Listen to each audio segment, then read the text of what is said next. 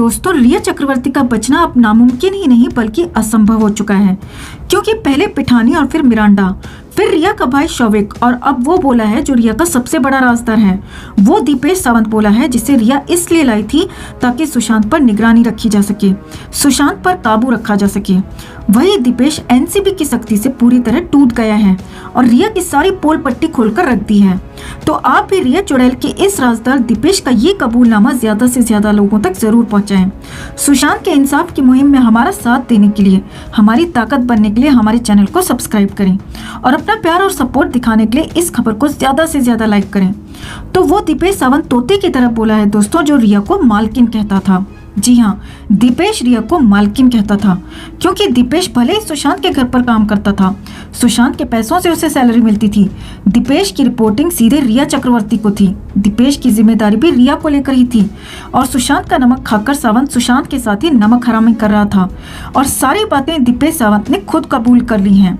CBI से पूछताछ के दौरान पिठानी, नीरज और केशव ने बहुत कुछ बताया, मगर दीपेश ज्यादा नहीं बोला, क्योंकि दीपेश की ट्रेनिंग बेहद कड़ी थी और रिया को लेकर वफादारी उससे भी ज्यादा।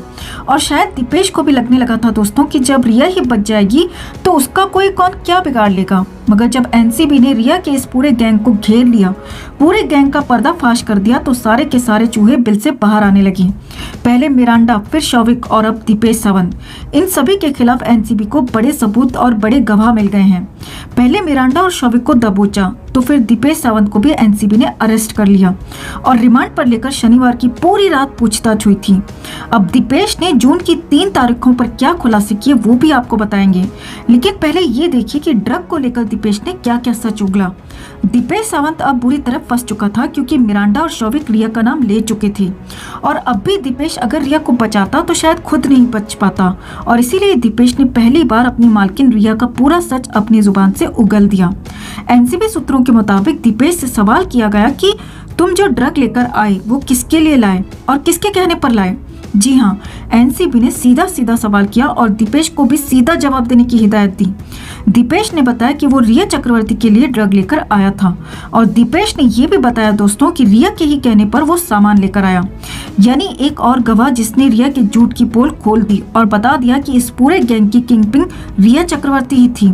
अब आगे देखिए, सावंत से पूछा गया कि क्या वो कभी सुशांत के लिए भी ड्रग लेकर आया, तो दीपेश ने जवाब दिया, हाँ मैं सुशांत सर के लिए भी लेकर आया था, मगर सुशांत सर ने मुझे कभी भी इसे लाने के लिए नहीं कहा, बल्कि हमेशा रिया मैम ही मुझे सामान लाने के लिए कहती थी।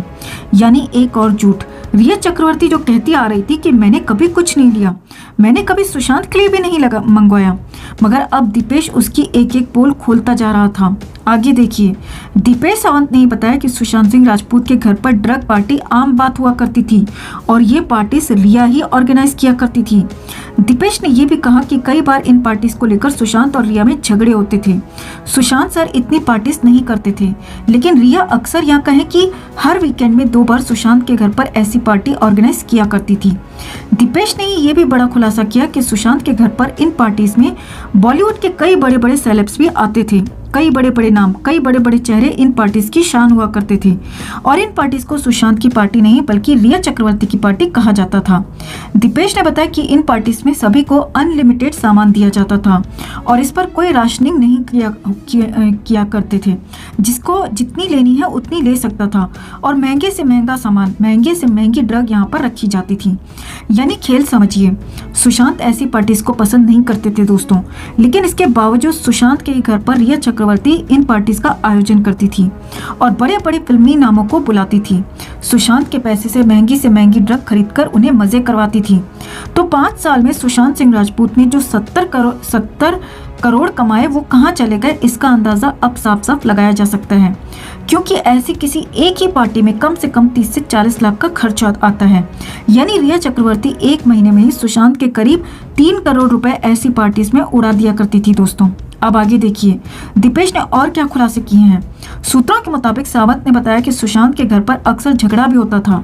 रिया सुशांत सर को ड्रग देती थी और सुशांत जब लेने से मना करते थे तो रिया मारपीट भी करती थी और इसमें मुझे यानी दीपेश को भी शामिल करवाती थी। जिस काम के लिए दीपेश को सुशांत के घर में लाया गया था वो दीपेश से अक्सर करवाया जाता था।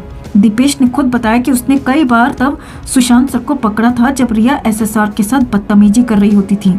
यानी रिया का सबसे करीबी प्यादा दीपेश अपनी मालकिन के लिए हर वो काम कर रहा था जो रिया चक्रवर्ती चाहती थी। अब दीपेश ने एक और बड़ा खुलासा ये किया दोस्तों कि रिया चक्रवर्ती जून 2020 की 3 तारीखों को लेकर बातें किया करती थी। दीपेश के मुताबिक किसी से फोन पर जून की 3 तारीखों की बात करती थी और एक बार नहीं बल्कि कई बार ही इन 3 तारीखों का जिक्र हुआ। अब दीपेश ने कहा कि इससे ज्यादा उसे नहीं मालूम है, मगर दीपेश कहना क्या चाहता था वो हम आपको समझाते हैं। जून 2020 में सुशांत सिंह राजपूत को खत्म कर दिया गया, यानी जून की 1 तारीख 14 जून थी।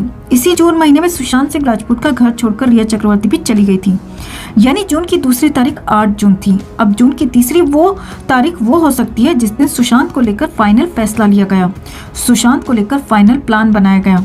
यानी सुशांत को खत्म करने के लिए एक दिन में नहीं बल्कि लंबे समय से प्लानिंग चल रही थी। और रिया चक्रवर्ती कितनी शातिर है कि उसने राज खुलने के डर से अपने सबसे करीबी दीपेश सावंत तक को प्लान नहीं बताया। वो 3 तारीखें नहीं बताई, मगर 2 तारीखें आप सबके सामने हैं। तीसरी तारीख का पता लगाया जाना बेहद जरूरी है और वो भी जल्द पता चली जाएगी। अब दीपेश का प्लान का मतलब समझिए। दीपेश के ही बयान के बाद रिया चक्रवर्ती को एनसीबी ने बुला लिया और हो सकता है कि अगले 12 घंटे के अंदर रिया चक्रवर्ती सलाखों के पीछे हो। अब सुशांत के मामले में भले ही इंसाफ में देरी हो सकती है, लेकिन एनसीबी ड्रग के मामले में रिया के पूरे गैंग को दबोच लिया है और इस पूरे खेल का खेल खत्म कर दिया है। तो दोस्तों, अगर आप भी चाहते हैं कि दीपेश सावंत की मालकिन रिया चक्रवर्ती जल्द से जल्द अरेस्ट होकर जिंदगी भर जेल में चक्की पीसती रहे, तो इस खबर को ज्यादा से ज्यादा लाइक और शेयर जरूर करें और सुशांत के इंसाफ की इस लड़ाई में हमारा साथ देने के लिए हमारे चैनल के साथ जुड़ जाएं। हमारे चैनल को सब्सक्राइब कर लें। हर अपडेट के लिए बने रहें हमारे साथ, क्योंकि आप हैं तो हम हैं।